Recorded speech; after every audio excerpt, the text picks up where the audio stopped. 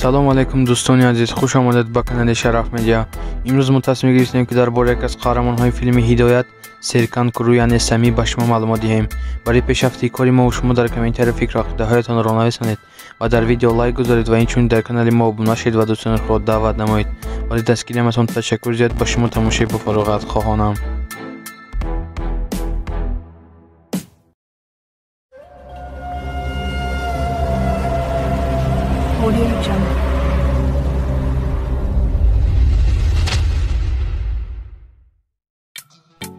Серкан Куру 11 июни соли 1978 дар шаҳри Бурсаи Туркия ба дунё омадааст. ӯ ҳаёти кӯдакиашро дар шаҳри Бурсе гузаронидааст ва инчунин мактаби миёнаи он ҷоро низ хатм кардааст. ӯ инчунин дарсҳои актёриро низ мегирифт.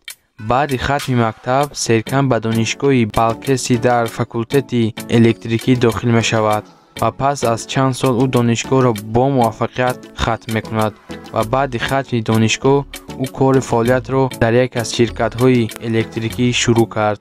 баъдан ӯ роҳи актёриро пеш гирифту дар якчанд филмҳо ва силсилафилмҳо иштирок кард.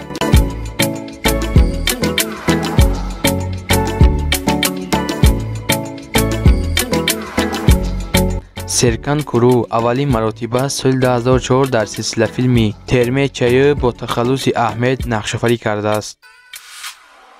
баъди нақшофарӣ кардан дар якчанд силсилафилмҳо ба ӯ як пешниҳоде карданд ки ин пешниҳод иштирок дар филми Кертенкеле яъне Ҳидоят буд ва Серкан бошад ин пешниҳодро қабул кард ва дар филм бо тахаллуси Сами нақшофарӣ кардааст. баъди нақшофарӣ кардан дар ин филм ӯ дар байни ҳама машҳур шуд.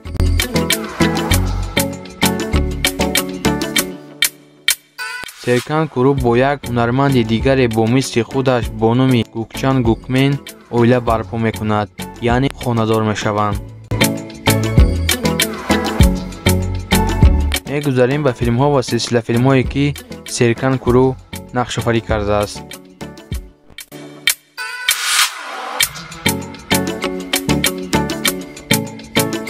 Серкан Куру аз соли 2005 то соли 2007 ӯ дар силсилафилми Эмрем Комутанум нақшофарӣ кардааст. соли 2008 ӯ дар силсилафилмҳои Калпсиз Адым ва боз дар силсилафилми Кази нақшофарӣ кардааст. соли 2009 бошад ӯ дар силсилафилми Ялансишин Сен нақшофарӣ кардааст.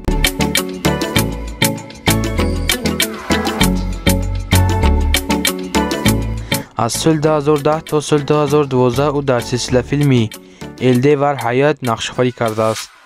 соли 2011 бошад ӯ дар силсилафилми Араф Заманӣ нақшофарӣ кардааст. соли 2013 ӯ дар силсилафилми Шевкет Еримде яъне Шавкати Мурғпарвар нақшофарӣ кардааст.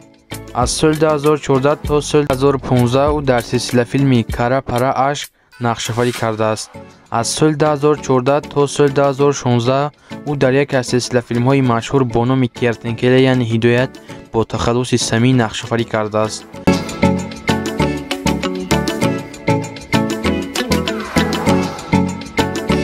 соли 2015 бошад ӯ дар силсилафилмҳои Беш Кардеси ва боз дар силсилафилми Евледмеден Олмаз нақшофарӣ кардааст.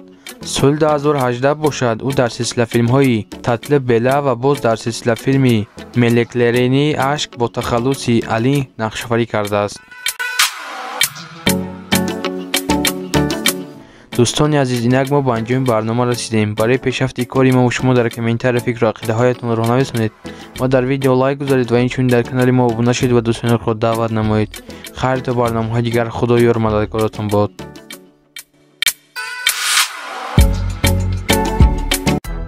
салому алайкум дӯстони азиз, хуш омадед ба канали Шараф Медиа. имрӯз мо тасмим гирифтем ки дар бораи яке аз қаҳрамонҳои филми Ҳидоят Тураби Чамкарон яъне Камоли Сиёҳ ба шумо маълумот диҳем. барои пешрафти кори мо шумо дар комментариё фикру ақидаҳоятонро нависонед ва дар видео лайк гузоред ва инчунин дар канали мо обуна шавед ва дӯстони худро даъват намоед. барои дастгирии ҳаматон ташаккур зиёд. ба шумо тамошои бофароғат хоҳонам.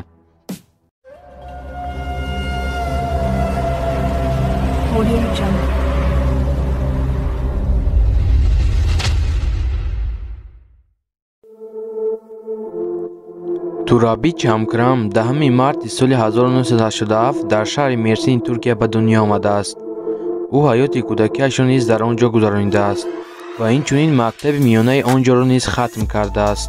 дар тӯли солҳои мактаби миёна Тураби Чамкран ба рақси брияк шавқу ҳаваси зиёд пайдо кард ва дар шӯъбаи санъати тасвирӣ барои рушди истеъдоди худ номнавис шуд.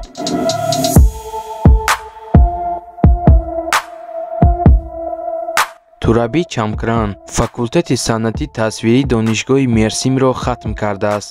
ӯ рақси брияк ва дигар намуди рақсро иҷро карда метавонад. баъдтар ӯ барои омӯхтани варзишҳои гуногун ба Таиланд сафар мекунад.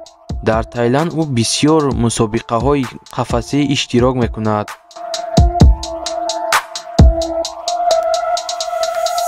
соли 2008 Тураби Чамкран дар мавсими чоруми озмуни Беним Леданс Дерлиси иштирок мекунад.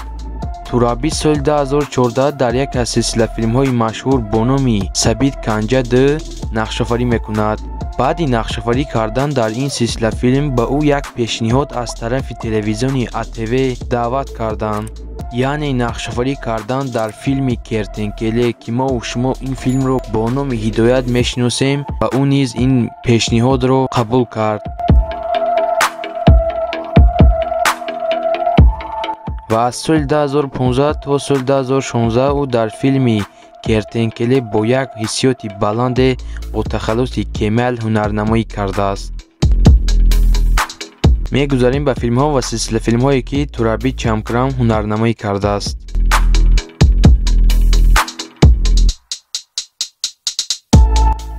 Тураби Чамкран соли 2014 дар филми Сабит Канҷа 2 ҳунарнамоӣ кардааст. аз соли 2015 сар карда то соли 2016 ӯ дар яке аз силсилафилмҳои машҳур бо номи Кертенкеле яъне Ҳидоят бо тахаллуси Кемал ҳунарнамоӣ кардааст.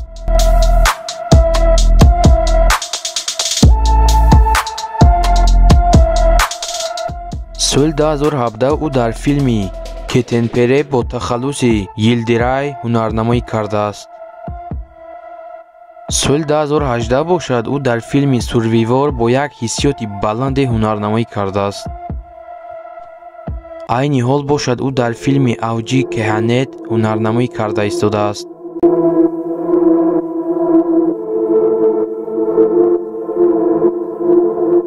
дӯстони азиз, инак мо ба анҷоми барнома расидем.